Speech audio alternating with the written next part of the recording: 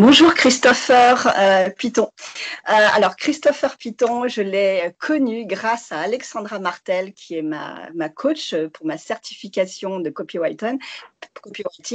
Et donc en fait, je l'ai connu grâce à alors, un défi dans un groupe Facebook. Non, c'était pas un défi, c'était un festival web de création de contenu. Et franchement, ça a été une belle découverte pour moi parce que LinkedIn, Christopher Piton est coach LinkedIn. Il m'a fait vraiment redécouvrir ce réseau social.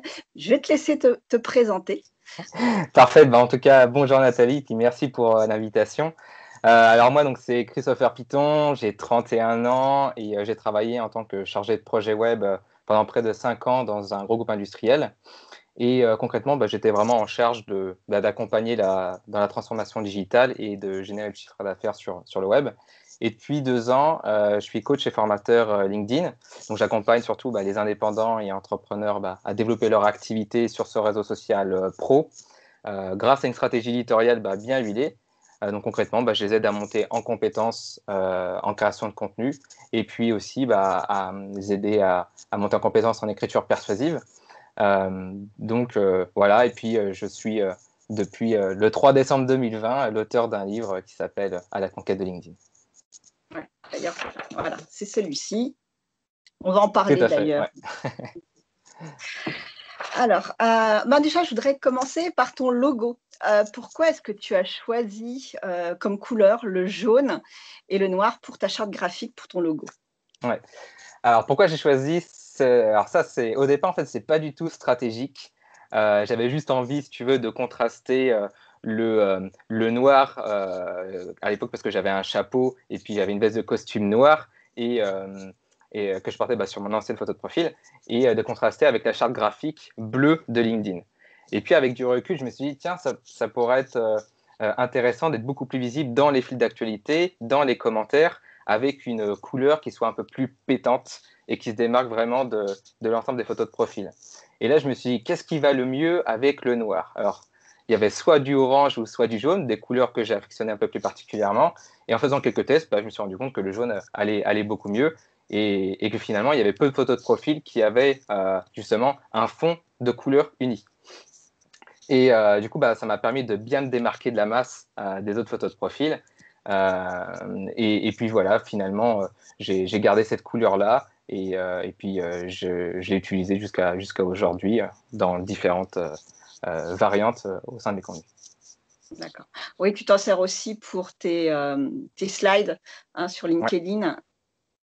Ouais, tout à fait. Ouais. Voilà. Alors, donc j'ai dit que tu es donc coach LinkedIn. Alors pourquoi avoir choisi te centrer uniquement sur ce réseau social-là, une Ouais. activité? Alors quand je disais en amont, tu vois, en tant que chargé de projet web, du coup, j'avais déjà mis en place une stratégie sur les réseaux sociaux. Et donc, j'utilisais forcément LinkedIn pour développer l'activité de ces marques-là sur les plateformes. Et j'ai remarqué que la majorité des utilisateurs, et en tout cas des marketeurs, allaient beaucoup plus sur Facebook, beaucoup plus sur Instagram et Twitter dans leur communication. Et là, je me suis dit, et si je pouvais, moi, justement, prendre le contre-pied et aller sur un canal marketing qui est quand même beaucoup moins plébiscité que ces plateformes-là qui étaient beaucoup plus en vogue à l'époque. Donc à l'époque, j'entends, c'était en 2017-2018.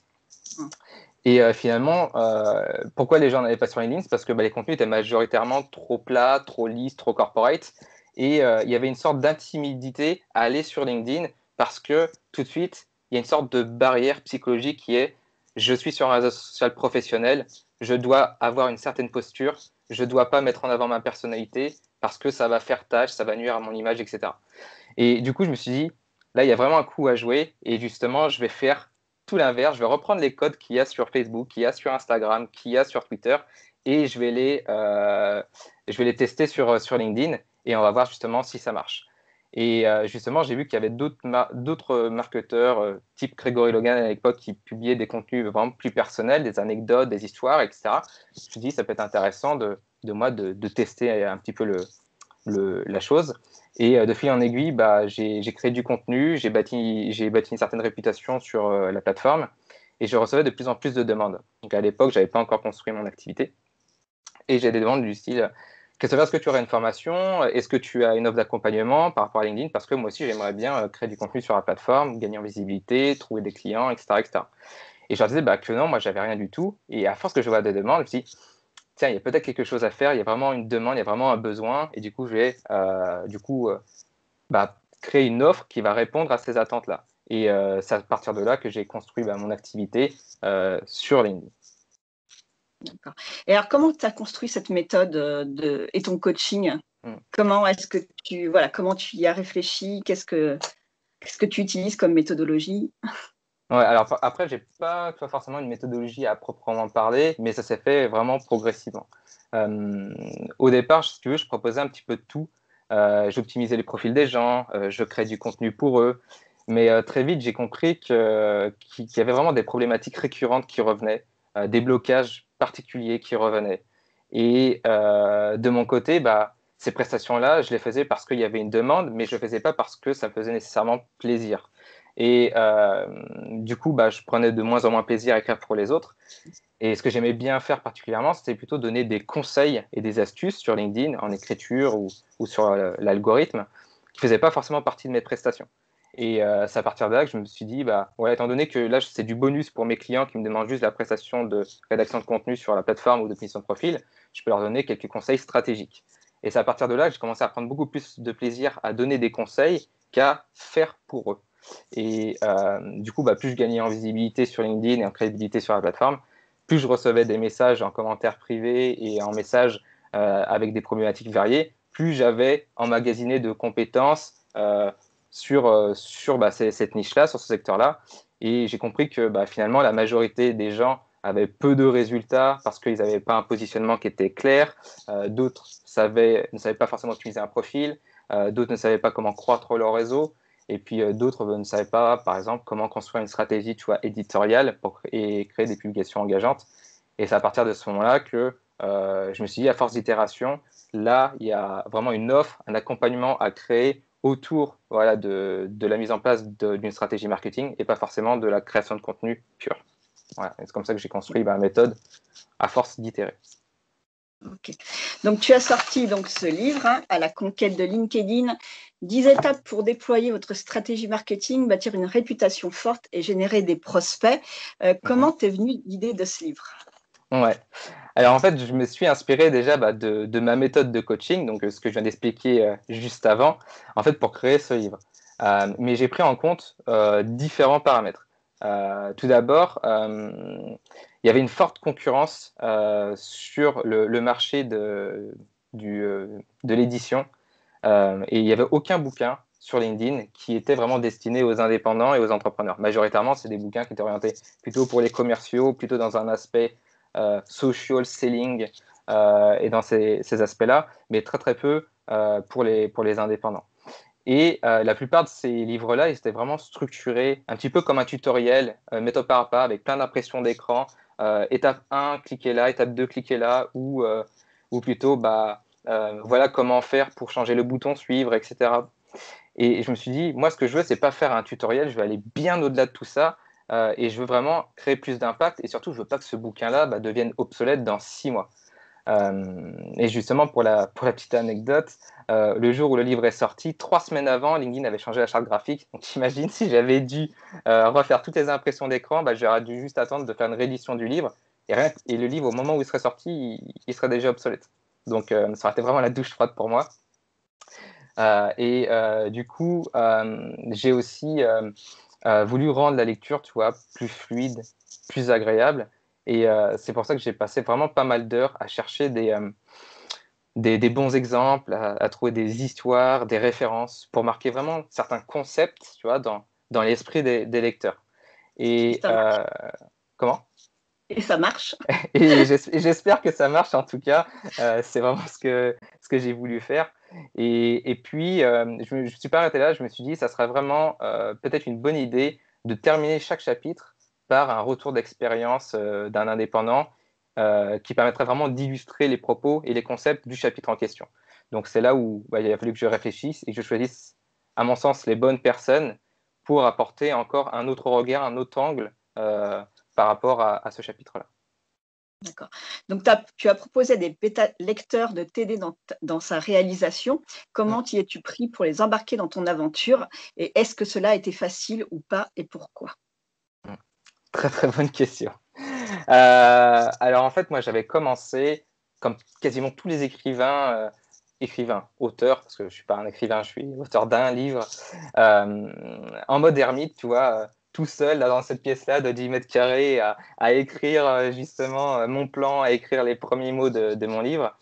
Et arrivé à 80%, je lis un mail d'Alexis Michela, qui lui aussi a écrit un bouquin sur le freelancing et qui justement invitait sa communauté à co-créer carrément le livre.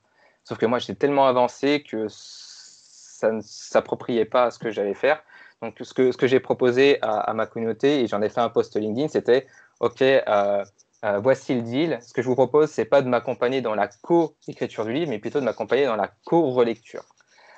Donc le deal, c'était aidez-moi dans la co-relecture et vous pourrez du coup lire le livre en avant-première et bénéficier de mes conseils pendant toute cette aventure-là, quoi. Et du coup, il y a plus de 50 personnes qui ont répondu présentes, donc pour être juste 54 personnes. Après, tu vois, toujours dans des comités comme ça, il y a des personnes qui lâchent un peu le navire à un moment donné. Donc on va dire qu'il y a probablement 37 personnes vraiment actives qui m'ont accompagné dans ce projet-là. Et forcément, il a fallu s'organiser pour que je puisse mener à bien ce projet-là de collectif, pour que ça puisse être vraiment efficace. Donc, ce que j'ai fait, c'est que tous ces personnages, je les ai répartis dans différents groupes. Et chaque groupe, en fait, avait un lien sur un Google Docs sur lequel ils avaient un chapitre. Et sur chaque chapitre, ils me laissaient après des commentaires directement sur Google Docs. Donc, ce que je faisais, c'est que chaque chapitre était envoyé chaque vendredi. Ce qui faisait que non, il y avait 2 chapitres qui étaient envoyés chaque vendredi, ce qui faisait que ils avaient une semaine pour lire et pour me faire des retours en fait sur les Google Docs. Et en parallèle de ça, il y avait un groupe privé sur LinkedIn sur lequel finalement tous ces groupes-là pouvaient se rassembler sur ce lieu commun-là pour débattre sur les chapitres, pour débattre sur les aspects marketing, parce que aussi je faisais des visios avec eux justement sur OK, maintenant on va choisir un titre, on va choisir la couverture, quelles sont vos idées, comment on peut échanger sur ces sujets-là. Maintenant, il va y avoir l'aspect marketing. Qu'est-ce que vous pensez de ma stratégie de promotion pour promouvoir le livre, etc., etc. Et justement, toutes ces idées-là, tout ce cerveau collectif m'a vraiment permis d'avoir un livre qui finalement est beaucoup plus abouti que ce qu'il n'aurait pu l'être en temps normal, quoi. Parce qu'à la phase de réécriture, je me suis rendu compte, tu vois, j'avais les 2 premiers chapitres, pour moi, ils étaient juste excellents. Et quand je les ai soumis au groupe, voilà, de la douche froide, j'ai eu plusieurs gouttes là sur le visage parce que finalement, c'était pas aussi bon que ce que je croyais. Et d'où l'intérêt de l'avoir soumis à ces lecteurs-là. Et j'ai quasiment réécrit les 2 premiers chapitres qui sont finalement essentiels si on veut embarquer le lecteur qui, lui, n'a pas suivi ce projet. D'accord. Et alors pour l'éditeur, comment est-ce que tu l'as trouvé? Tu l'as trouvé en amont de l'écriture ou après? Ouais, alors moi en fait mon expérience elle est vraiment différente d'autres personnes. Je m'explique, si tu veux, en fait, pour trouver un éditeur, donc tu en as certains qui vont directement contacter une maison d'édition, soit de leur propre gré, soit en s'aidant de coach éditorial. Donc il y a vraiment des métiers spécifiques qui vont t'accompagner dans la mise en place de ton projet pour aller contacter une maison d'édition. C'est notamment ce qu'avait fait Sonia, qui a aussi récemment sorti un livre qui s'appelle Comment trouver sa place quand on n'entre dans aucune case, donc vraiment en lien avec les multipotentiels. D'autres sont directement contactés par les maisons d'édition parce que voilà, ils ont une grosse communauté, ils sont vraiment une grosse référence sur leur secteur, et du coup, les maisons d'édition se disent il y a potentiellement une bonne opportunité à faire avec cette personne-là pour créer un livre qui va cartonner, parce que qui dit grosse communauté dit derrière un gros potentiel aussi de vente de livres. Ça se voit notamment avec les youtubeurs, comme Stanislas Leloup, qui avait sorti son livre Votre empire dans un sac à dos, ou encore Alexis Michela avec Freelance, l'aventure dont vous êtes le héros, qui lui est vraiment un gros podcast qui fait que il a déjà une grosse communauté qui le suit et qui le soutiendra dans ce projet de livre. Et enfin, il y a d'autres personnes comme moi qui ont été mis en relation par un auteur qui était déjà en train d'écrire un livre dans une maison d'édition et dont le responsable éditorial avait besoin d'un livre pour compléter une collection, ou besoin d'un livre sur un sujet en particulier. Et là, justement, il demandait à ces auteurs-là, est-ce que vous avez des personnes à me recommander? Donc, comme déjà, ces personnes étaient en train d'écrire un livre, qu'ils avaient une grosse communauté, bah, potentiellement, les personnes qui recommandent, c'est des personnes, on va dire, plutôt de qualité, ou des personnes de confiance. Et du coup, moi, c'est Stanislas Leloup qui m'avait recommandé auprès de son éditeur Erol pour ce projet-là. Et du coup, j'ai été mis en contact et après, j'ai soumis mon projet de livre. D'accord. Et comment ça se passe alors, un contrat avec un éditeur? Ouais. Alors, en fait, avant de signer quoi que ce soit, si tu veux, moi, j'ai eu un appel avec la maison d'édition. Une fois que cet appel est fait, donc prise de contact, prise de connaissance, savoir qui je suis, ce que je fais, pourquoi je vais écrire un livre, quelles sont mes motivations, etc. Je lui envoie un projet de livre avec un premier chapitre. Donc un projet de livre, c'est un gros dossier. Moi, j'avais envoyé un projet de livre, l'éditeur n'avait jamais vu ça, je lui ai envoyé plus de 40 pages de projet de livre, sans compter la première écriture du chapitre. Donc dedans, tu as vraiment tout, tu as ton introduction, qui tu es, comment tu vas promouvoir ton livre. Bon, vraiment, tu dois te projeter dans tout ce processus d'écriture et de promotion du livre. Et à partir du moment où tu donnes vraiment les gros arguments et que finalement ton plan tel que tu l'imagines paraît costaud et vraiment pertinent et intéressant tel que eux ils le conçoivent ou ils l'imaginent, finalement tu as beaucoup plus de chances que ton projet soit accepté.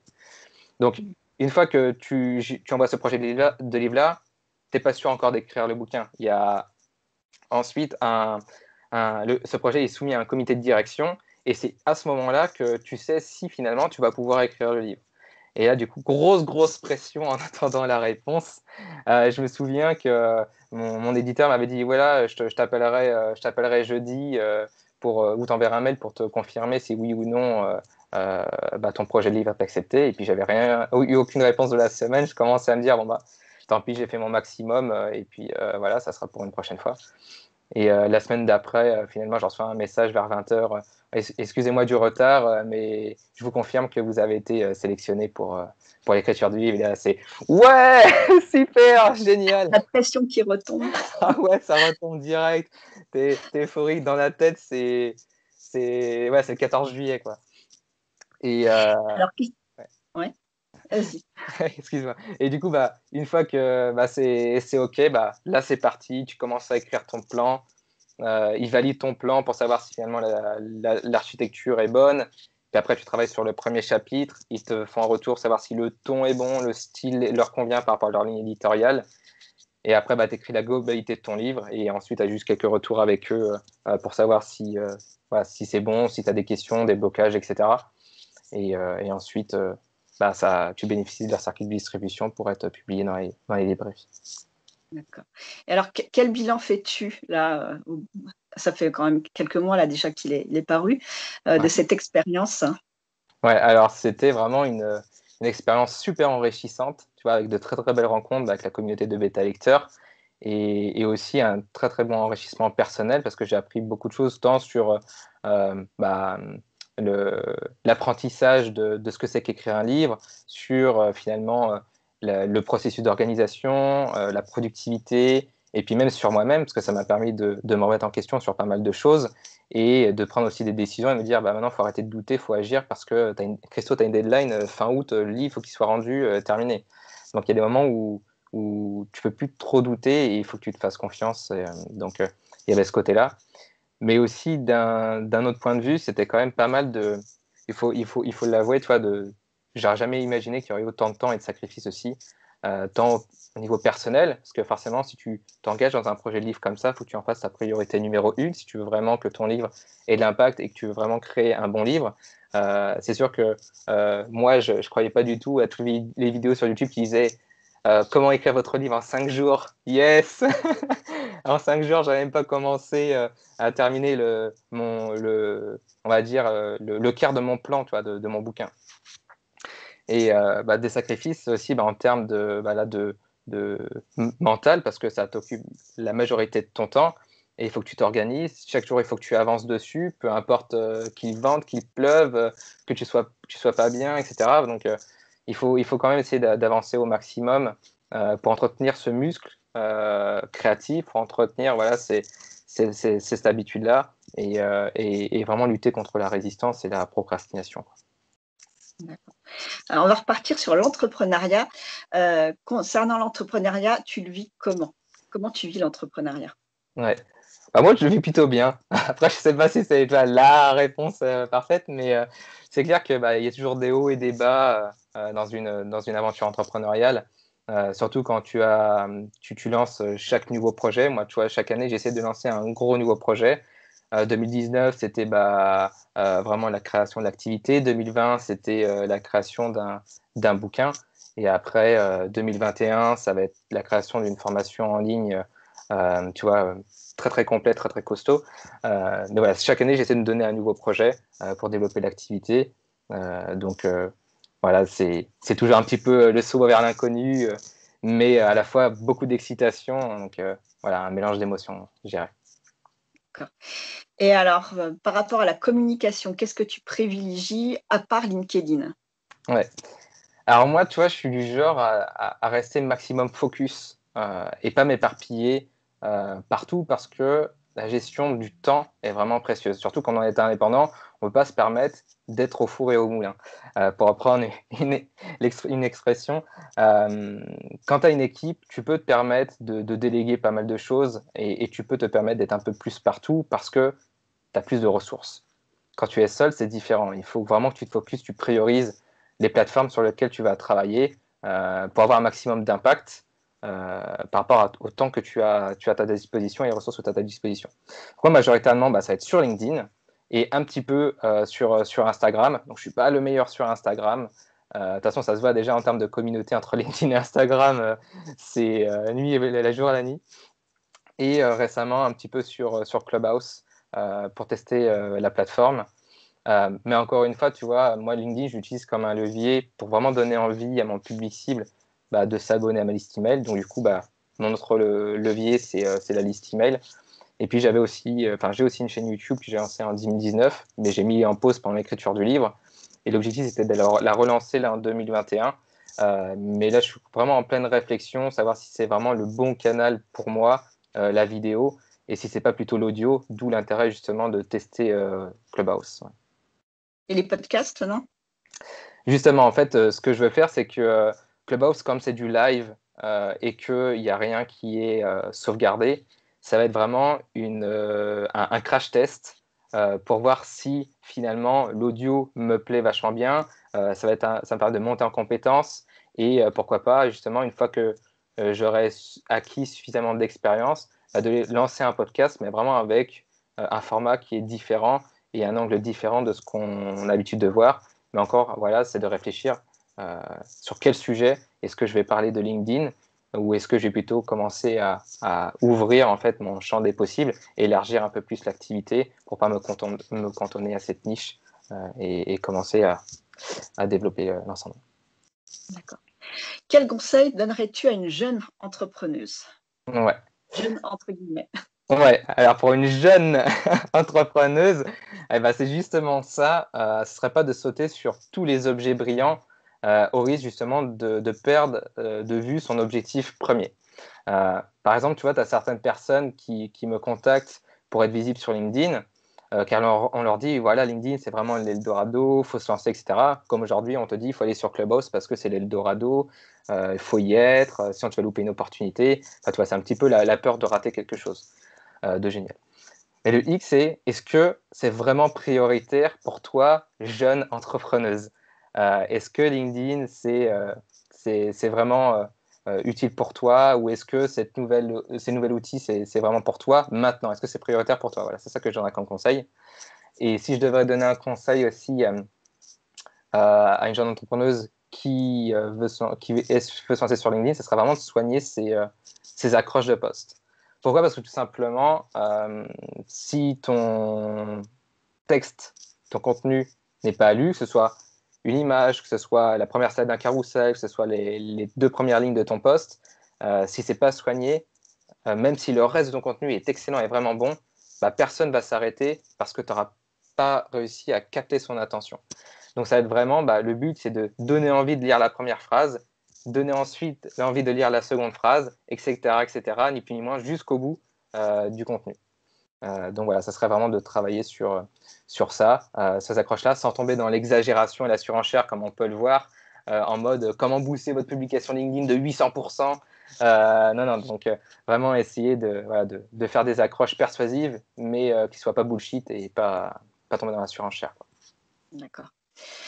Alors, c'est une question que en fait, hein, comme tu as pu le voir, j'interviewe plutôt des femmes entrepreneuses. Ouais. C'est une question que j'aime bien leur poser. Alors, à toi, un homme, Ouais. pour toi, c'est quoi avoir une âme d'entrepreneur? Alors pour moi, avoir une âme d'entrepreneur, c'est pas prendre ses clients pour des jambons et des vaches à lait. Voilà, c'est clash, mais en fait, c'est comme le disait si bien Coco Chanel, tu vois, on n'a pas deux fois l'occasion de faire une bonne première impression, et j'aime cette idée-là de justement, si tu veux faire une bonne première impression, il faut que tu apportes vraiment une forte valeur perçue. Il faut que tu montres, et justement par l'exemple, à tes clients et à tes prospects que tu es justement une personne de confiance, et pour ce faire, il faut justement respecter ses promesses et pas tomber dans la surenchère. Donc ça reprend un petit peu ce que je disais aussi tout en amont, donc la suite est logique. Et j'aime aussi l'idée, tu vois, typiquement de donner plus à son client de ce il va attendre. Typiquement, si tu lui offres une prestation d'accompagnement sur LinkedIn, et que tu avais promis juste, par exemple, de l'accompagner sur l'optimisation de son profil, c'est en plus de lui faire un petit livrable, un petit document PDF en lui donnant des conseils sur comment faire croître son réseau. Tu vois, quelque chose auquel il ne s'attendait pas, mais ça apporte vraiment une valeur perçue beaucoup plus élevée, et tu augmentes ton niveau de crédibilité et potentiellement ton niveau de recommandation potentielle auprès d'autres clients pour fidéliser, etc. Et aussi, j'ajouterais que pour moi, avoir une âme d'entrepreneur, c'est vraiment opter pour du marketing généreux. Donc ça reprend ce que je disais, parce que tu as beaucoup de personnes qui ont peur de se limiter dans le contenu gratuit, et ont peur, tu vois, de se tirer une balle dans le pied en proposant trop de contenu. Mais au contraire, en fait, je trouve que ça permet vraiment de mettre en avant son expertise et d'augmenter son niveau de crédibilité. Et même s'il y a des personnes qui sont curieuses, qui sont là pour profiter de ton contenu, c'est pas cette personne-là qui aura fait appel à toi pour tes services, et que les personnes qui ont fait appel à toi pour tes services, et que finalement ils ne seront pas nécessairement peut-être capables de mettre en pratique ce que tu expliques, ou justement qui se disent waouh, ça me parle, et même si il y a des choses que j'ai apprises avec lui, je vais aller beaucoup plus loin parce que j'en suis sûr que son accompagnement va encore plus loin. Alors, tout à l'heure, tu avais parlé comme projet une nouvelle formation, c'est ça? Une formation, une Ouais, grosse formation? ouais, c'est ça, ouais. Tout à fait. En fait, je n'avais pas pour objectif, tu vois, d'écrire forcément un deuxième bouquin, parce qu'il y a beaucoup de personnes qui me disent alors, tu as lancé ton premier livre, maintenant tu en lances un second. Oui, ça aurait pu, mais pour l'instant, c'est pas dans les projets. Parce que c'est vrai qu'écrire un livre, ça demande quand même de mettre presque en stand-by ton activité qui t'apporte du revenu, parce que pendant que tu écris, il y a pas de cash qui rentre. À part si tu négocies avec ton éditeur une avance conséquente, mais voilà, ça te demande beaucoup de temps, donc il faut aussi avoir de l'argent à côté. Mais du coup, ouais, c'est vraiment de créer une formation en ligne ultra complète sur LinkedIn, qui va aller bien au-delà des conseils que je donne dans le livre. Et du coup, je compte faire intervenir vraiment des professionnels sur d'autres thématiques sur lesquelles j'ai une moins bonne expertise, typiquement la prospection à proprement sur LinkedIn, la publicité sur LinkedIn, et peut-être même faire intervenir des personnes sur le storytelling et d'autres concepts. L'idée étant vraiment de partager un maximum d'exemples, un maximum d'études de cas concrètes. Donc je pense que voilà, ça va être le feu. Formation. Alors, le mot de la fin. Alors ça aussi, hein, j'aime bien la poser. Enfin, c'est pas vraiment une question, c'est tu dis ce que tu veux, ce que tu as envie, que ça soit sur le monde de l'entrepreneuriat, sur LinkedIn, sur ton Ouais, actualité. Enfin voilà, c'est ouvert à tout. ça marche. Alors moi, ça va être ultra court, ultra efficace, ultra percutant. C'est ne soyez pas remarqué, soyez remarquable. Voilà, top. Merci beaucoup, Christopher. Je suis vraiment très heureux que tu aies accepté cette interview. Et puis, voilà. Et ben avec, Alors là, vas-y. et ben avec un grand plaisir, Nathalie. C'est partagé. Alors, la prochaine interview pour le mois d'avril, j'aurai voilà, l'honneur aussi d'accueillir Sabrina Collard, qui, elle, alors, elle a une double activité puisqu'elle est salariée et entrepreneuse et maman en plus. Donc, je pense que ça fera aussi une très belle interview pour les jeunes mamans entrepreneuses et une belle découverte. Merci beaucoup, Christopher, et à bientôt sur LinkedIn. Au revoir. Merci à toi, Nathalie, pour l'invitation et à bientôt. Salut!